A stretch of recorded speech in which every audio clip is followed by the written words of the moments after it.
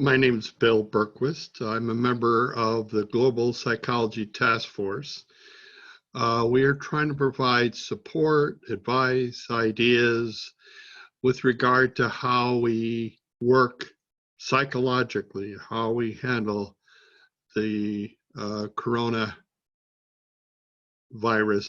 crisis right now. This particular video cast will be focusing on our work with our own parents. I'm calling it returning the care.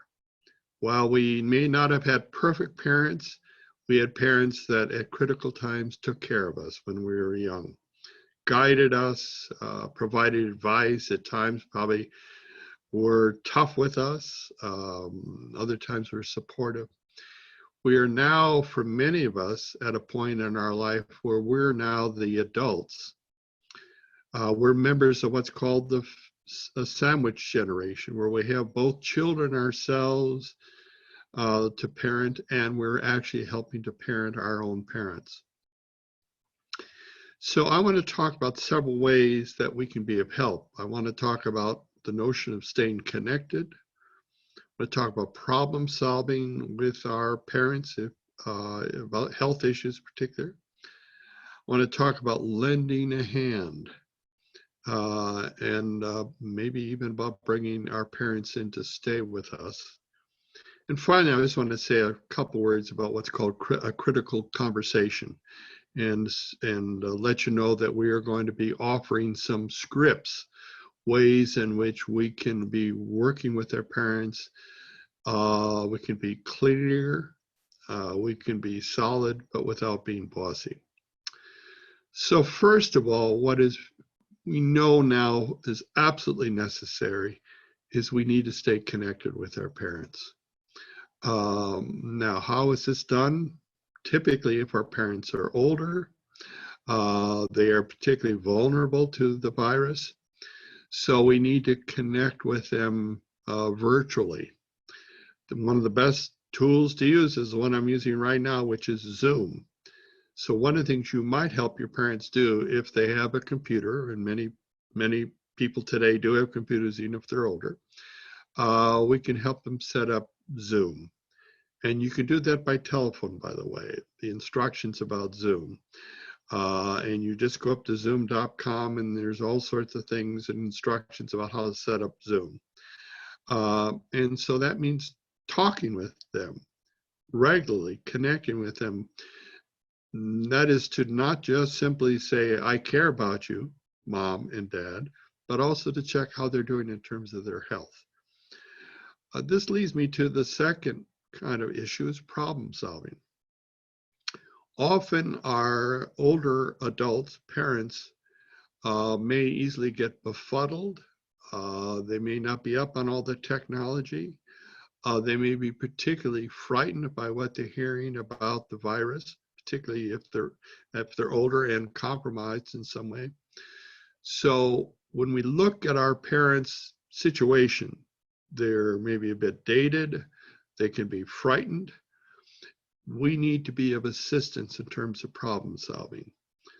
We're going to be offering some tools and advice about help in problem solving, about how to help our parents gain clear information, about our parents helping to be clear about outcomes, their desired outcomes, what they want, which by the way may include coming to stay with us for a period of time, and about specific ideas and actions that can be taken.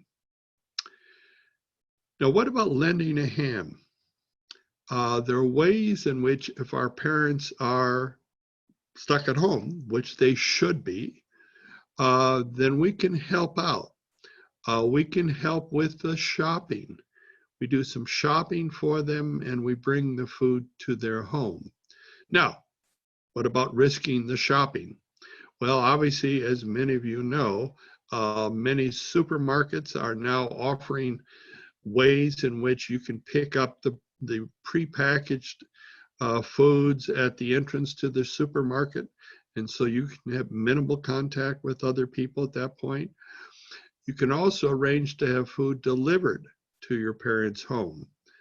That's the shopping. The second critical thing, maybe medications, prescriptions, really helping them get that.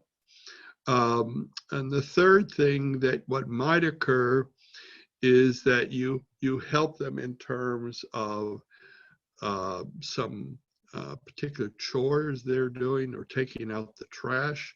They can set the trash on outside for you, you take them down to the dump or whatever it is, or just simply put them out on the street corner, whatever you need to do. There are ways in which you can be very helpful to your parents.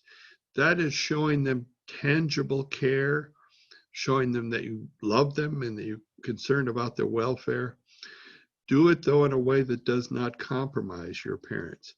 In particularly, sadly, as an adult, you should be the one helping your parents out and having some contact with them physically if necessary.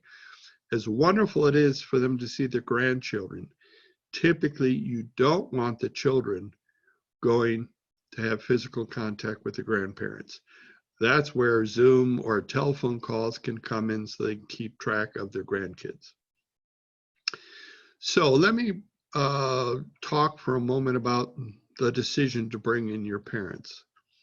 Obviously, if your parents are living a long distance from you, that may not be feasible, simply because the risk of the travel could be there. Now, it might be that you pick them up by automobile, but even there, if it's a distance, it's something you need to be very careful about. But let's say that you're fortunate enough that your parents live near you. Why would they move in with you? Well, first of all, it's just simply the support and the companionship. Obviously, this is extremely important. Your parents may be living in a community where a lot of their friends are their own age, but now their friends are not readily available and they want to go meet with their friends, but this is the wrong thing to do, obviously. Whereas if they're in your home, they are with you, and they could be part of this kind of what I'm talking about in the other video about the re-engagement of family, the expansion of the family to include all three generations. A second reason potentially for your parents to be with you is you can help monitor more closely their own health. So if there are any kind of symptoms, fever, coughing, whatever, you can monitor it carefully. If they're at a distance, they may not be revealing to you the symptoms and things, but if they're with you, you can observe it yourself. Third, obviously, if they're with you, if they do experience problems, you can help them immediately, directly with medical assistance, bringing them to the hospital or finding a way in which you're getting their support for them. Finally, it is really a matter of making sure that our parents do not go out into the world. Sadly, what seems to be reported widely around the world is children tend to go out into the world and they need to be carefully boundaried, if you will, setting boundaries. And older men and women often go out too. Deeply embedded habits of going down to the local McDonald's with their friends or to a local coffee shop or going out playing golf with their best friends, are going out and meeting with their friends and going shopping together.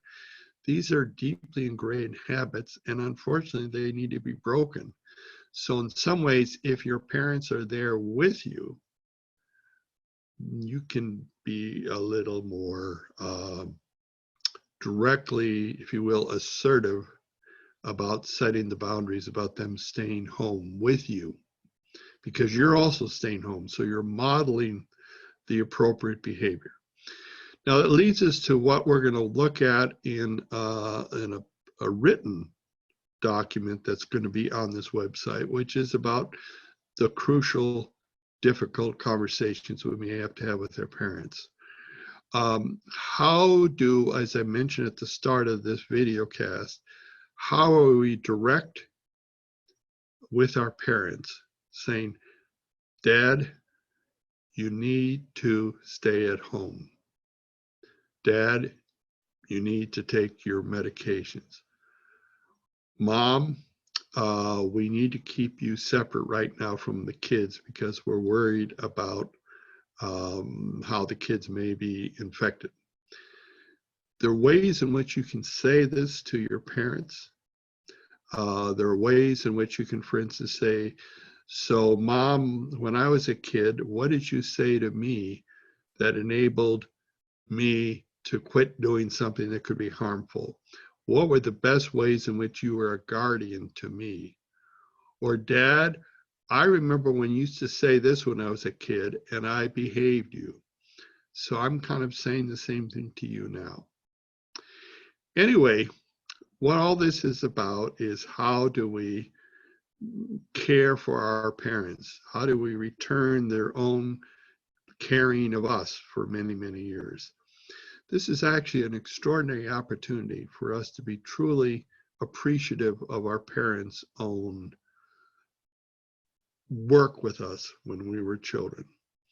One of the psychologists I most appreciate is a man named Erik Erikson. And Erik Erikson says, for us, at the second half of our life, one of the most important things we have to do is to come to terms with our own parents. Some ways we need to forgive them for their own failures. Other ways we need to give back our appreciation to them. And Erikson says, and at the point where we can begin to forgive our parents and where we can begin to appreciate their life and work with us when we were children, when we can begin to provide them with deep care, then at that point, maybe we can forgive ourselves. Maybe we can appreciate what we have done in our life and with our own children. And maybe that means that we can take care of ourselves.